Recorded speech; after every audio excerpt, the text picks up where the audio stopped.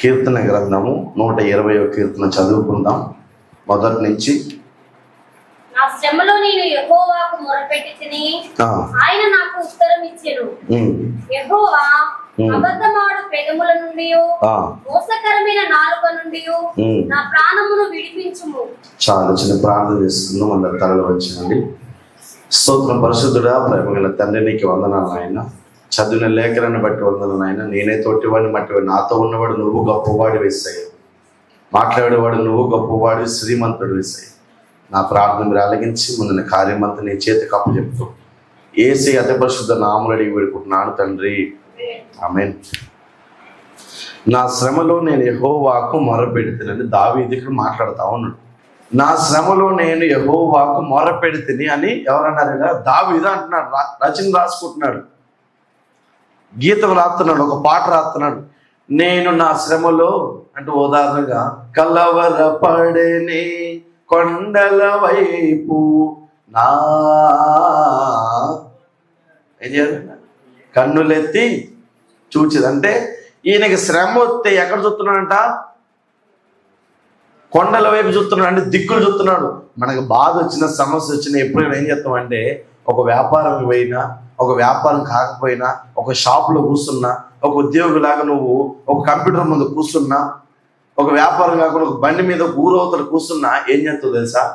దేవా ఈరోజు వ్యాపారం అయితే వేసాయా అని చెప్పి పైకెత్తి చూస్తాం.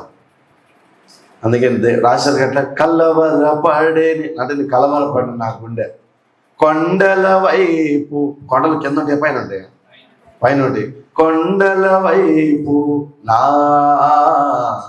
ఏంటి కన్నులెత్తి చూచేదా. అంటే మనిషి ఏం చేస్తాడంటే శ్రమ వచ్చినప్పుడు, బాధ వచ్చినప్పుడు పైకి చూస్తూ ఉంటాం మనం. ఎక్కడి నుంచి నాకు ఈ శ్రమ వచ్చింది సయ్యా, ఈ శ్రమ వల్ల నేను ఇబ్బంది పడుతున్నా అని చెప్పి నువ్వు మొరపెట్టాలంటే దేవుడికి. ఈ దినము ఒక శ్రమ ద్వారా అయినా సరే నువ్వు ఇబ్బంది పడుతున్నావు, ఒక అవమానం ద్వారా నువ్వు ఇబ్బంది పడుతున్నావు. నీ ఇంట్లో ఎప్పుడు జరిగిన సంఘటన కూడా ఈ దినం నీ ఎదుట నీ జీవితంలో జరిగింది. ఈ దినం నీ జీవితంలో జరిగిందేమో, నీ కుటుంబంలో జరిగిందేమో, నీ పిల్లలకి జరిగిందేమో, నీకు జరిగిందేమో. ఎందుకు జరిగిందని దేవుని ప్రశ్నిస్తున్నావా? దేవా, లేకపోతే ఈ శ్రమ నాకే ఎందుకు ఇచ్చిన దేవాన్ని అడుగుతున్నావా? లేదంటే మూడోది, ఈ శ్రమ నాకు ఇచ్చిన దీంట్లో నాకు నీ ధైర్యం కావాలని అడుగుతున్నావా? ఎలా అంటే ఏమంటాడు ఇక్కడ? నా శ్రమలో నేను యెహోవాకు మొరపెడుతున్నట్టు అర్థమైంది. ప్రార్థన చేసి తిని అప్పుడు ఏం చేస్తాడంటే దేవుడు, నువ్వు ఎప్పుడైతే దేవుడికి మొర పెడతావో, ఏ సమయంలో చెబుదాం అందరం, ఏ సమయంలో? శ్రమల సమయంలో నువ్వు మొర పెట్టినప్పుడు దేవుడు నీకు ఏం చేస్తాడంట? తప్పకుండా జవాబు ఇవ్వాలంటే ఏం చేయాలి?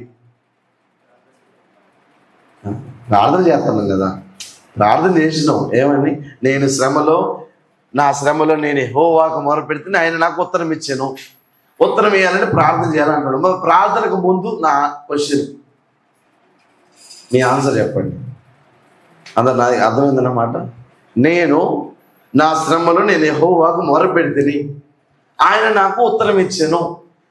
ప్రార్థనకు ముందు మనం ఏం కలిగి ఉండాలి అనేది పాయింట్. ప్రార్థనకు ముందు మన మనస్తత్వం ఎలా ఉండాలి అనేది క్వశ్చన్, ప్రశ్న. దేవుడు ఏమంటున్నాడంటే, నువ్వు శ్రమలలో ప్రార్థన చేసినప్పుడు, అంటే ముందుగా నువ్వు శ్రమలో ఉన్నప్పుడు నువ్వు ఎట్టను, నీ బుద్ధి ఎట్టుంది, నీ వ్యక్తిత్వం అంటే నీ క్యారెక్టర్ ఎట్టుంది.